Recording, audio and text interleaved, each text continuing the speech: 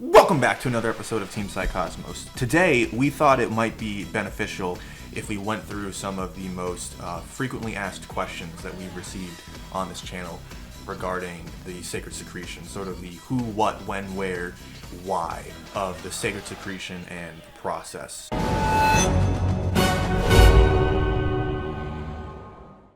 Forgive us if some of this stuff has already been covered in earlier videos, but we thought it might be nice to have one direct, easily accessible video that had the bare bones answers, if you will. A very basic level, high level for people who are just starting to get involved into this process.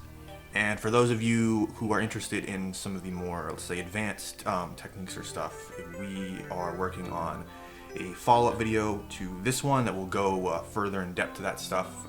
So this was just a sort of introduction, and then we're going to be focusing on some of the more advanced techniques in a future video, and Matthew is going to be one of the he's going to be the main leader of that video, if you will, to give you people the real nitty-gritty advanced techniques that you need to invoke the divine and make yourself into the best version of yourself that you can be. That's right. Rich is really feeling it today. Rich hasn't been on camera for quite some time, so we're very excited to have him. And I've had a lot of coffee today. And we've had a lot, yeah, So that is also true. Yeah, that's right. That's right.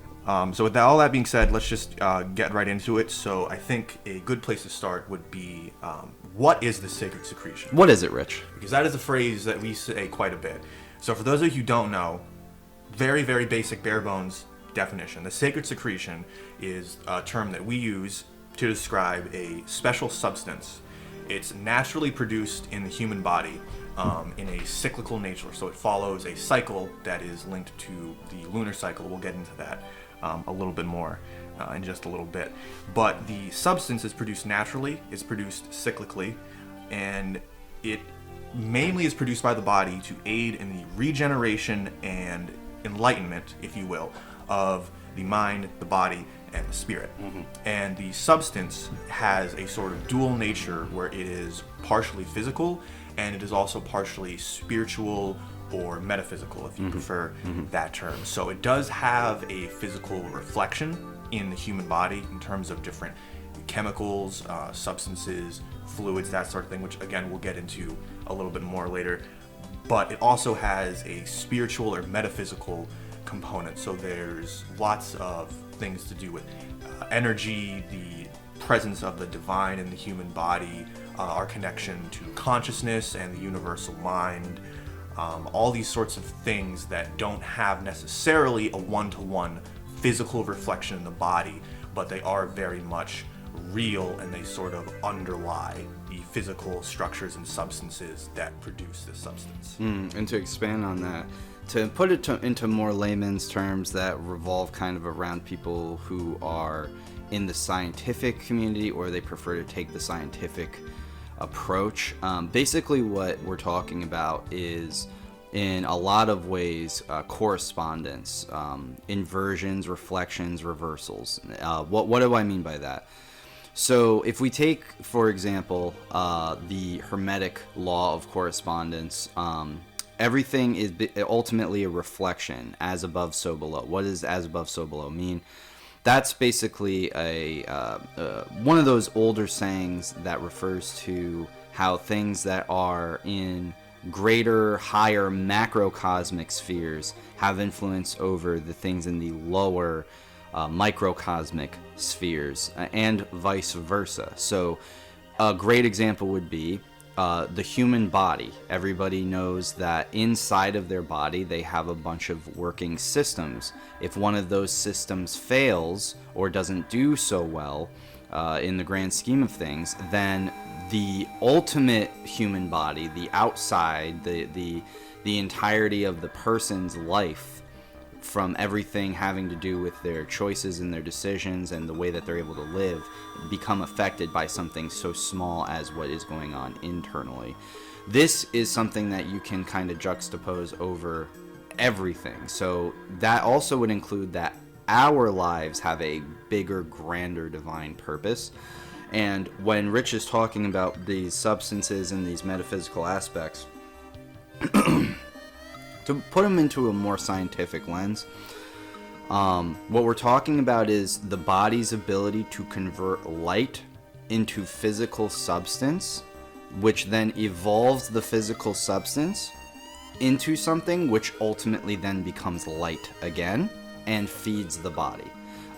That's a very, very hyper simplified explanation, but ultimately what you're going to find is, from the sacred secretion process, light hits the brain activates and allows all these different chemicals to be produced all throughout the body. These chemicals come together through your physical actions and what you do presently, day by day, during the time period in which these chemicals are occurring, which then you combine the chemicals in the brain, which is where it all started. It travels down the body, goes up back into the brain, and then those chemicals are going to assist in illuminating the pineal gland, which, as Rich said, will assist with enlightenment. So basically, it's a big Ouroboros. It's a big circle. It's a big cycle. It's a cycle of the human body. It's a cycle of life. And it's also the cycle in which we find in Genesis. Not to bring religion into it, but it's the cycle that we find in the scientific community. Light, exploding, matter exploding, physical reality exploding as a start, and then what we're seeing now is basically the culmination of all of these physical substances. And then eventually some scientists say that the universe will one day end, or it will implode on itself, or what have you. And again, we're still talking in reference to this cycle that happens within the human body all the time. So it's a way in which you can use the human body to live in tandem with the laws of nature. Now, if that is still too complicated of a concept, that's fine, because we're just getting into this video for beginners and people who are asking, the very more simplified questions. But passing it back to you, Rich. So now we're at a point of we have a basic understanding of what it is. It's a thing your body makes that does good stuff for you. That is in the most basic sense. Most basic. Good spiritual things help it. Bad spiritual things, and physical for that matter too, hinder it. So now the question is, where does this idea come from? Because obviously we didn't come up with it. And where does the specific term sacred secretion come from, and why is that the term that we choose to use? So the idea of the sacred secretion is way older than that particular name. That's just a particular name that we use, and we'll get into why that is in just a Much second. more modern name. Yes, for sure.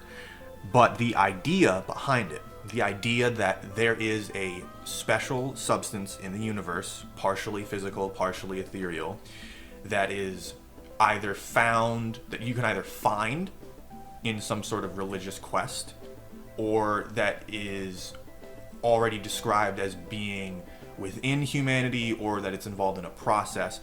For our purposes, they're all really the same, because we always have to remember that in these tales, when somebody goes out and they find a special fruit, let's say, that is made into a special drink that allows them to connect with the gods, there's a high likelihood in history, in every major religion and mystery school that talked about this stuff, that there was a physical component.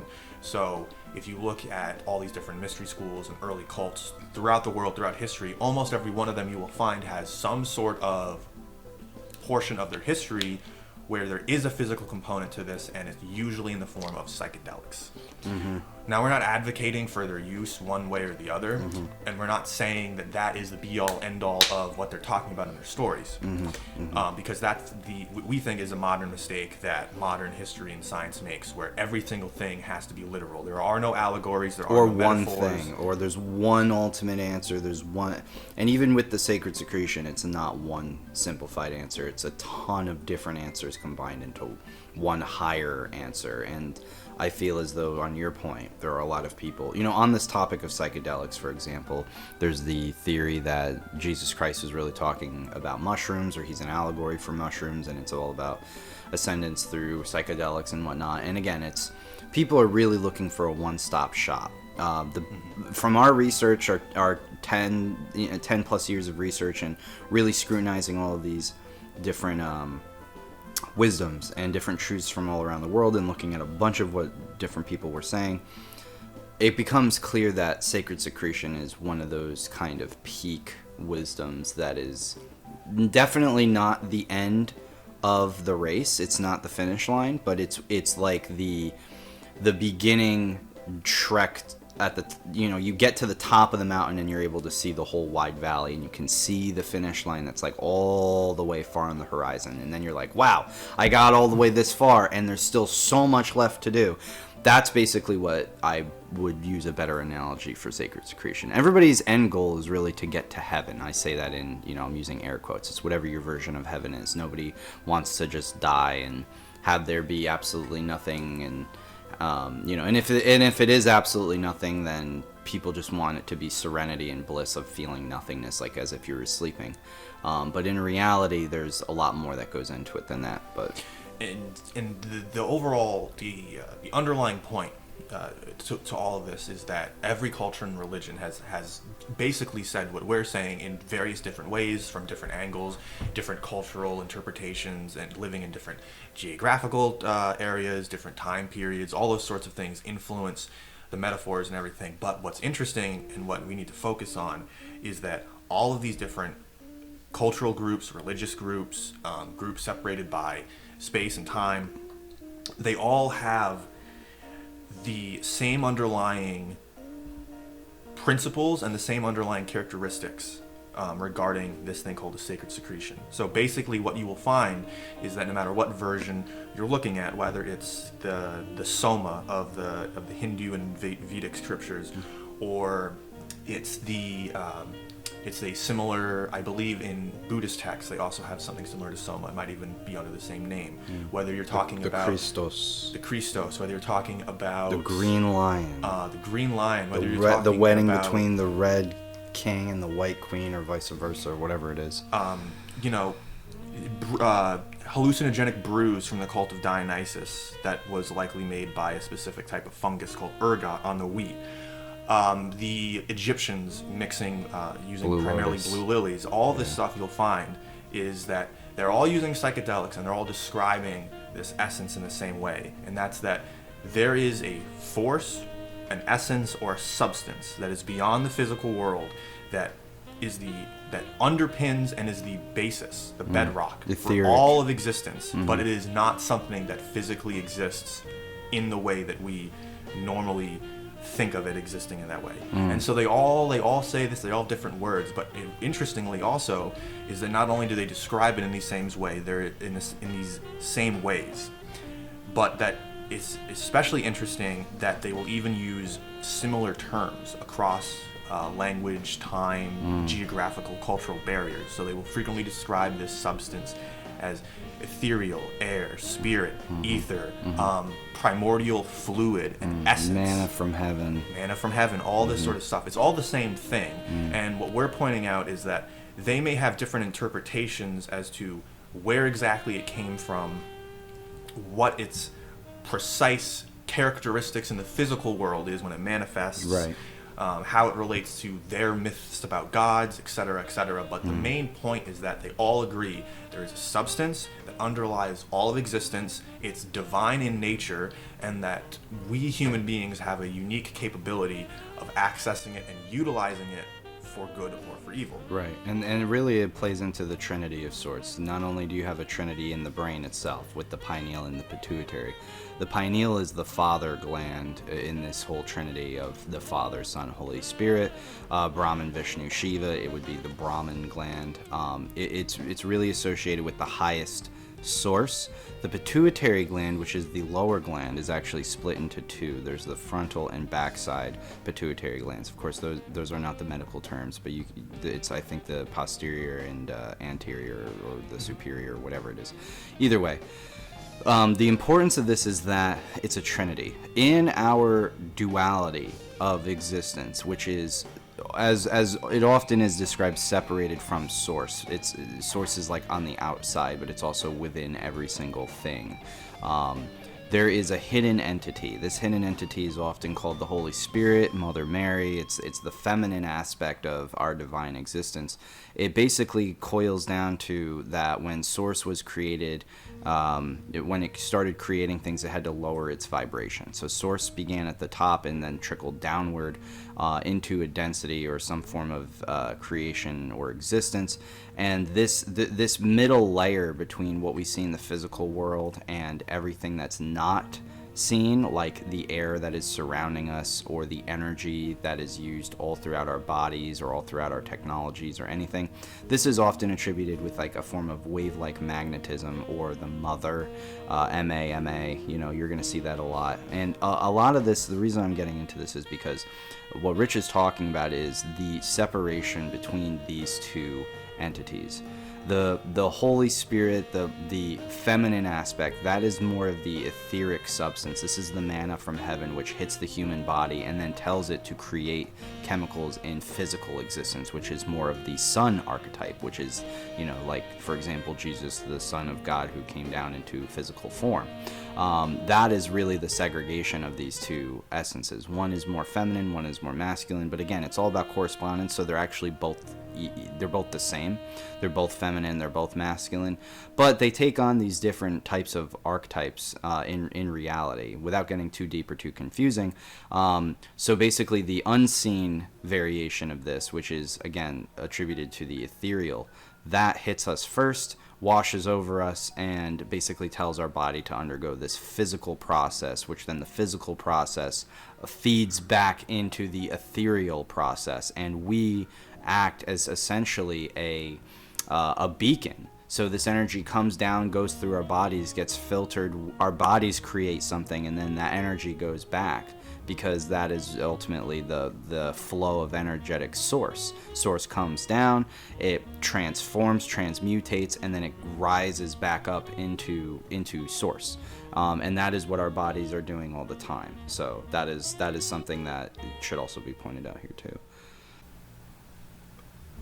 And what Matt just described, the point is that it's present in every single culture and form of myth. They all have this idea of God, this thing that is beyond our understanding, whatever name you want to give it: God, the universe, the mind, consciousness, Ein Sof, Brahman, whatever you want to give it.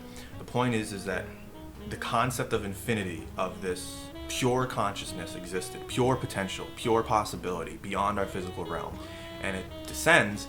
And that is never the be-all, end-all. There's always implied or explicitly spelled out a way to reascend.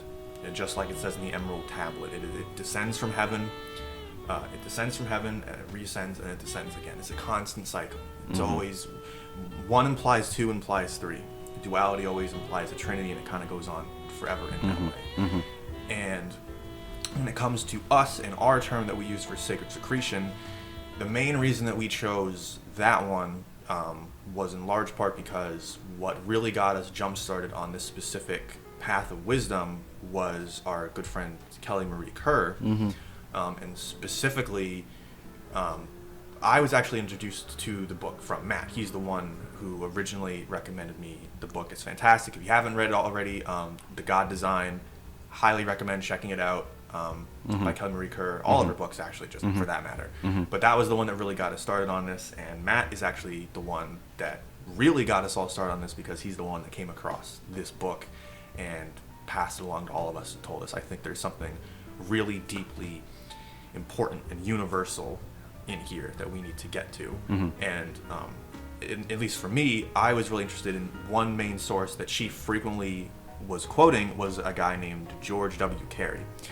And he, as far as I know, is the first one who coined that specific phrase to this substance and this process and this phenomena. And he even explicitly states that he did not come up with it or invent it or even really discover it. It was more of an unveiling, if you will.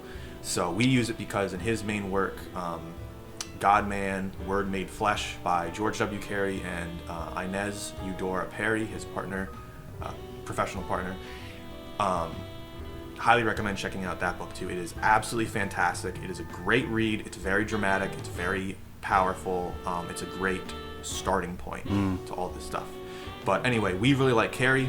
He's sort of the guy who got us really started on this. He describes the specific process that we'll get into in a second here, the physical, the spiritual parallels.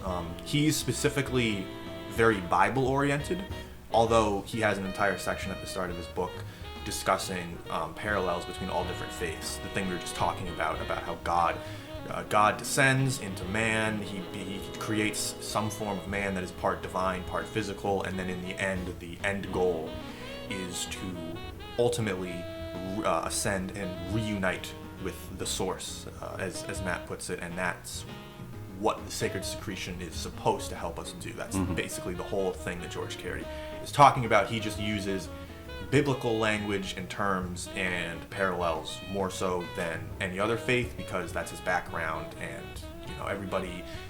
everybody flocks to the angle or the way of interpreting and understanding these parallels that is most easy for them to grasp and is most effective. So even for us, for example, we draw upon many different faiths,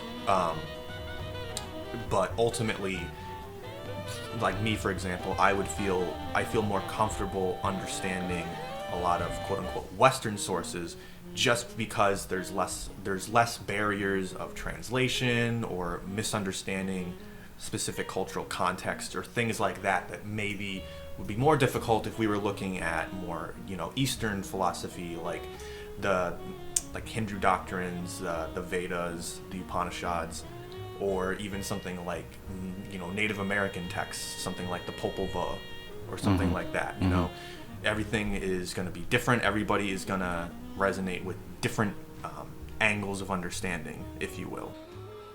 Right, so you're talking about thousands upon thousands upon thousands of years of human history where we have dabbled with and come to the conclusions of our everyday existence and the ways that energy works.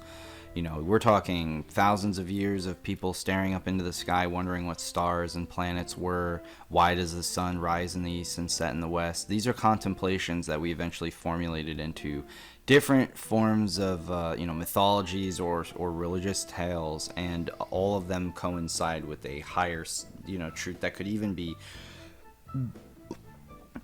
proven in scientific basis, no matter when it is. I mean, I think that we're seeing a whole ton of attacks on human beings for the sole purpose of making sure that people don't awaken through these natural processes. They feel as though this science is probably well understood to the higher elites, and they know that if they can manipulate our own individual cycles, then they can take much more control. So I think that's ultimately why, it's very crucial that we learn this science, because it will be weaponized against us now and in the future. And so going off that, a good question would be, if we want to understand what our potential is and why that might be detrimental to the powers that be, and why they seek to attack and undermine these basic processes, which even if you don't agree with us that they're doing that specifically against the sacred secretion process, that's fine. We hope that eventually you'll come around to our side. But even if you don't agree with us on there, you can't deny that our modern society has many, many things in it that are either deliberately pushed onto people knowing that they're destructive for the sake of greed or other nefarious ulterior motives that are not as obvious. Even if you don't necessarily agree with us that the powers that be are filling our society with negative habits, substances, what have you, to attack our sacred secretion process, I think it's impossible if not foolish to pretend that things aren't being pushed on us by the powers that be, at the very least, to make us fat, unhealthy, lazy, lethargic, and focused on petty material things that don't actually improve our lives. So even if you don't want to admit or to agree with us that one of the end goals of the powers that be is to deliberately hinder the spiritual potential of people, deliberately keep them from attaining enlightenment, whatever that phrase means to you, it's very apparent by the way that they push unhealthy food alternatives, flood everything with high amounts of sugar, pharmaceuticals being overly prescribed, fluoride and other harmful chemicals in the water supply. Right. You can't look at all of these things and just say that all of these things that have these horrible detrimental effects on the human body, regardless, forget the spiritual for a moment, that these things deteriorate your body. If you see all that going on, I think at the very least you have to admit that it can't just be the result of negligence or incompetence. It can't just be the result of people genuinely believing that these substances are either benign or that they don't actually have a negative impact when it's being done dozens and dozens of times in a row over decades by the people that tell you that they are the most capable, the most intelligent, the most caring, the most trustworthy, and that if you just gave them the opportunity to show that, then they would fix all ills of society. You would be a perfect-bodied golden god among men and women, and that's just not the case. And that's in part by design. So I know this is a little long-winded, but the point I'm getting at is you can't look at all this stuff going on for decades and decades and decades by people saying this is either going to be good for you or don't worry, it's not going to be bad for you, to be proven wrong time and time and time and time again. It's just foolish to me to see that and to come to the conclusion that that's all just the result of incompetence. Mm-hmm. But then you still keep these same sorts of people with the same sorts of ideas, the same type of background, the same type of education in these positions to keep doing these things. Yeah. So to wrap up this basic info about the sacred secretion, we're going to leave it on how to calculate the timing, because this is one of the more important things. Yeah, and we want to give you guys the practical advice on how you can use this, if you're just a basic beginner with this information. And in a later date, in a future video, we'll go more into specific practices that help or hinder it, effects of it, end goals, all this sort of good stuff, the specific organs and body systems that are involved in making both the physical and the semi-physical substance. But for right now, we're going to end it on the timing, because this is one of the most important things that we've gotten the most questions about, I think. So generally speaking, the best time for you to focus on is when the moon enters your sun sign. So your sun sign is wherever the sun was when you were born. And fortunately, that's actually a pretty easy thing to calculate. It's the most easy thing. Everybody can calculate that as long as you know your birthday. And I think that's really... there may be some extremes of geography that would affect your sun sign, but depending on what hemisphere you're in and whatnot. But generally speaking, if you do a natal chart, you can go online. You can do a what's called a natal chart. That natal as in a baby, as in this is your nativity chart. This is the chart the day you were born.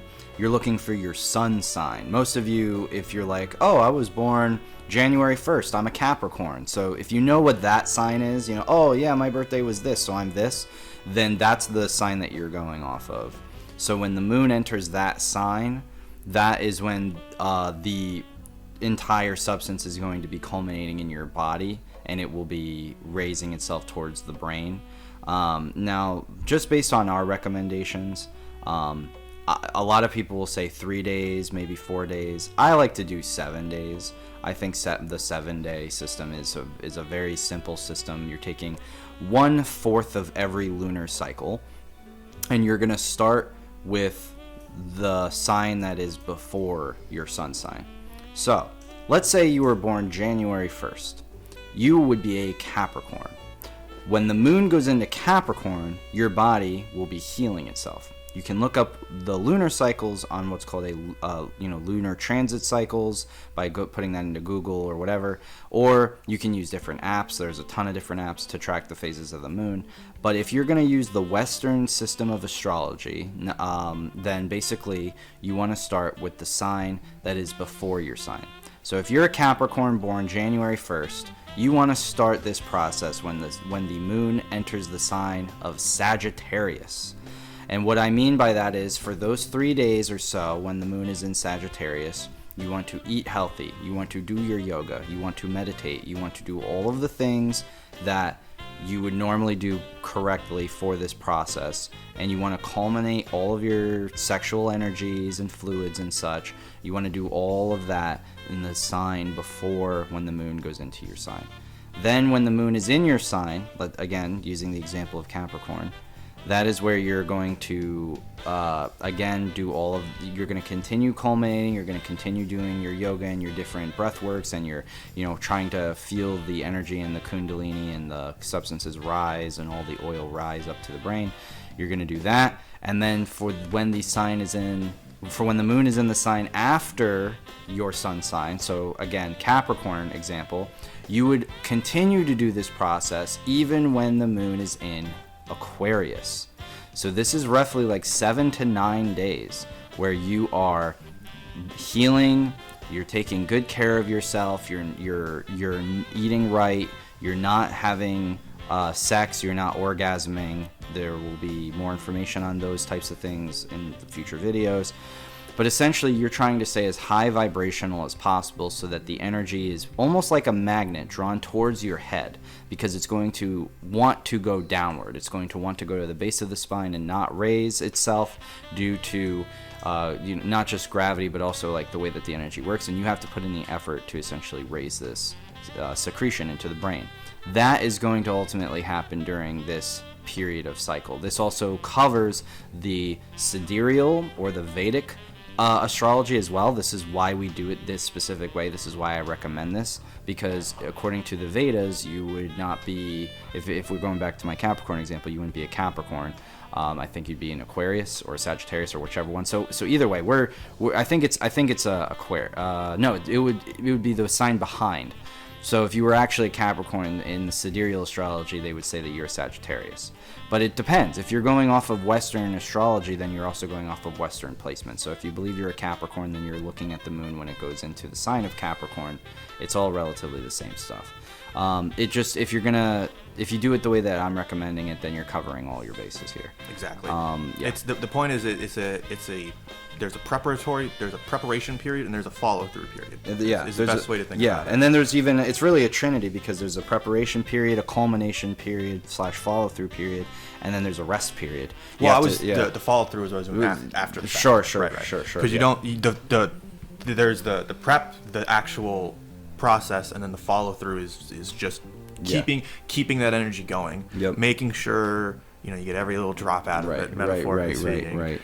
But the other reason for doing so is because if you're not doing these sorts of practices, all the time, every month, which is very difficult to do, and we're not saying that we are perfect, far from it, but the idea is that a lot of people were saying it, and they are right to some degree, that you can't just basically live your life not applying these principles at all and then drop all of it for 2.5 days out of the month. Right. So you can't be, engaging in wanton sex and overeating and alcohol consumption and everything, and then 2.5 days before your cycle just stop. And life is a balance. You have to start learning these processes to incorporate them into your everyday life. Your body is the vessel. It is the vehicle to carry this. And if there's damage to it, or if it's not operating at maximum efficiency, then you're obviously going to have problems. But with that being said, the thing that I want to leave on, and I really want people to understand is, and this I'm sure some people are going to misinterpret exactly what I'm saying here, but I just want to be clear. Matt is absolutely right that you need to have all these practices and things and way of viewing yourself and this process in mind, because it is extraordinarily helpful. But I also want to point out a lot of things that I've noticed with comments and stuff is that people are going, what if I don't have this one thing? And it can be something as complex as, what if I don't have a specific organ that you say is important? What if I've hit menopause? What if I'm eating this way? What if I orgasm? What if I have a wet dream? What if I, even as something as simple as, what if I just struggle with meditation? What if I struggle with calming my mind?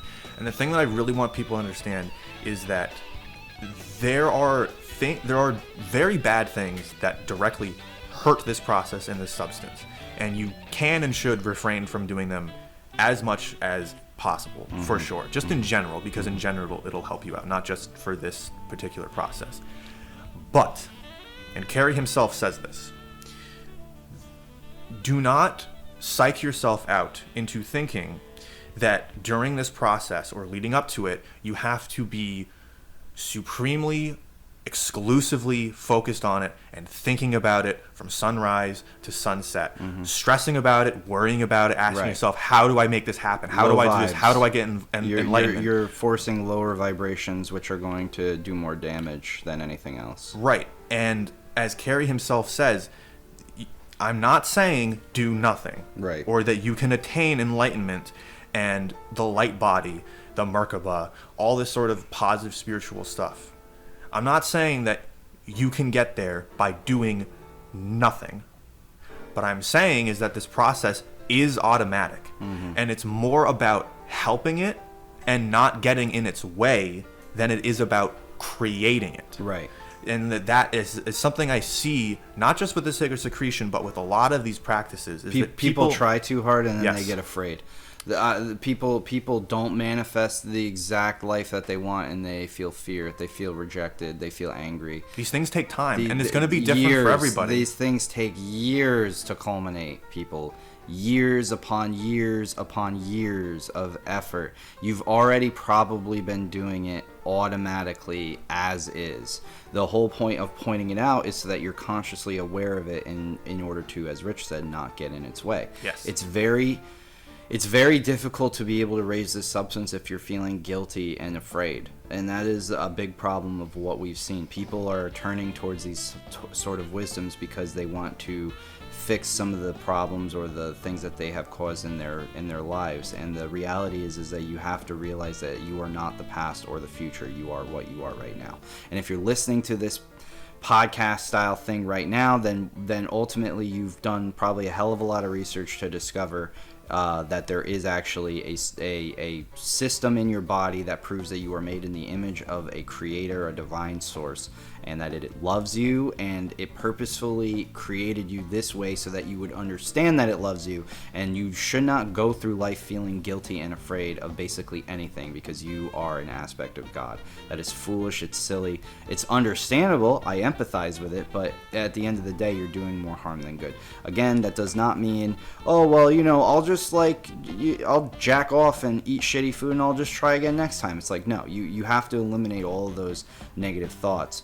But if something does happen, or if you're sitting there like, I have part of my spleen removed, what do I do? Like, you're just causing more harm than good. You need to relax, and you need to understand that like any person who has a living body, a working mind, and a humble soul can take advantage of this. It doesn't matter what organs or menopause or whatever. What matters is you taking the proactive approach. And you know what? Sometimes that means like, hey, I'm not going to take these pills. Hey, I'm not going to drink. Hey, I'm not going to do this. You're working on it every single day. That's the point. And as you become okay with yourself, you open yourself up to the love of the divine source, you'll start to see that all of those little inaccuracies, you want to do good, you want to do things right, and you start to shift the way that you view and see the world, and that will ultimately guide you each and every time you try to culminate this substance. And eventually it gets to a point where a lot of these planetary objects even don't have too much influence, and you can cultivate this substance on your own accord, and that's the ultimate goal. That's real. Yeah. That's real enlightenment. That's real enlightenment. Becoming the god of your own body. A lot of people have this idea about enlightenment, and I'm not trying to disparage them or anything, but what we want to point out is that this process and this substance will give you a version of quote-unquote enlightenment, but it's not going to be what you're thinking of, because in modern society, so much of modern enlightenment, the way that we think of it, is this glorious thing that is very, very apparent and obvious in the physical world, as if when you attain this enlightenment, you're going to be walking around literally radiating actual visible light. And I'm not saying that that's an impossibility, but I'm saying if that's your goal and if that's your version of enlightenment, then you got other problems. Maybe you've got other problems, and maybe you're viewing this the wrong way. You are not going to be able to do this and literally get superpowers and be able to fly and turn invisible and do lay on hands miracles. As cool in as our that would be. interpretation, in our humble opinion, Right. because that whole idea of enlightenment and attaining oneness with God and everything it's always this idea of getting powers, Right. It's getting something. abilities. You're getting something, all right. You're getting the divine love of the Creator. Yes, and so what I'm really getting at, what we're really getting at, is the form of enlightenment that you experience. It's going to be a process. It's going to take time. It's going to reveal itself in stages, and it's going to be different for everyone. Mm-hmm. So you may actually get a quote-unquote superpower, but it's not going to be the one that you're thinking of. And to be honest, it's probably going to be a lot more useful and helpful to you and to other people. Mm-hmm. Because it'll probably be something along intuition. Yes. You'll probably develop some form of seeing synchronicities and correspondences in many different things rather than just believing that everything is a coincidence. You'll start to see that things are very heavily connected. It's going to be internal. Yeah. And eventually you'll come to find that you have no real desire or ambition to quote unquote prove your enlightenment or your peace of mind and spirit to anyone, because you're going to understand that that's not really the point in and of itself. At least not in the way that is commonly portrayed. Right. Magic is a real thing, but you're never going to be shooting fireballs out of your hands. And to be honest, it's very cool, but it's not as useful as you think it is. And really, why would you? Like, that's really what we're getting at. To be a little cheeky, but that's really what we're getting at.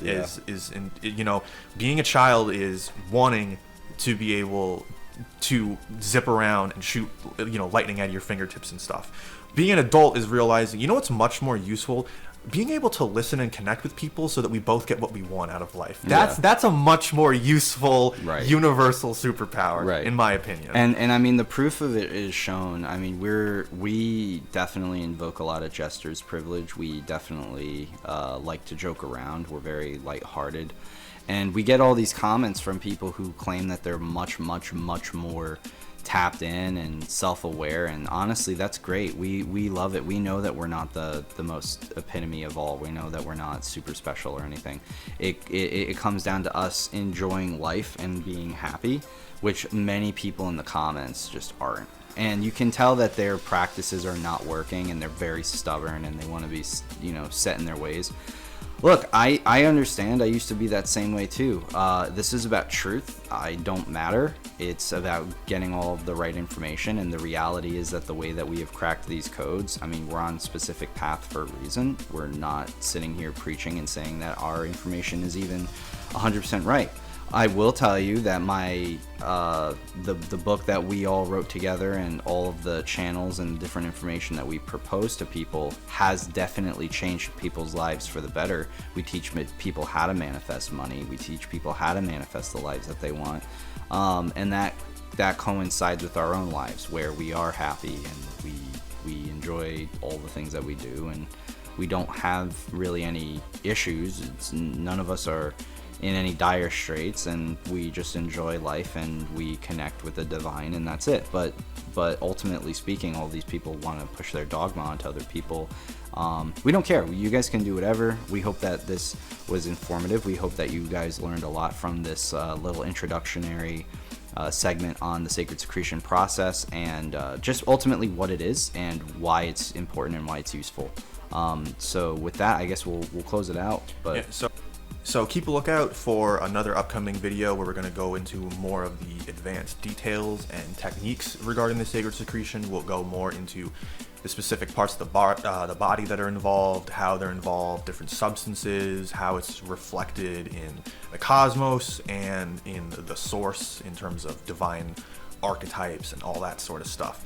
So definitely look out for that. We will have that coming out soon, going into greater detail. And thank you so much for watching this video of the basic ins and outs of the sacred secretion.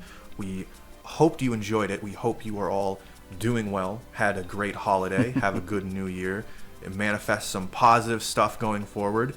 And we just want to say thank you so much and have a good life. yeah, you are loved. Take care, guys.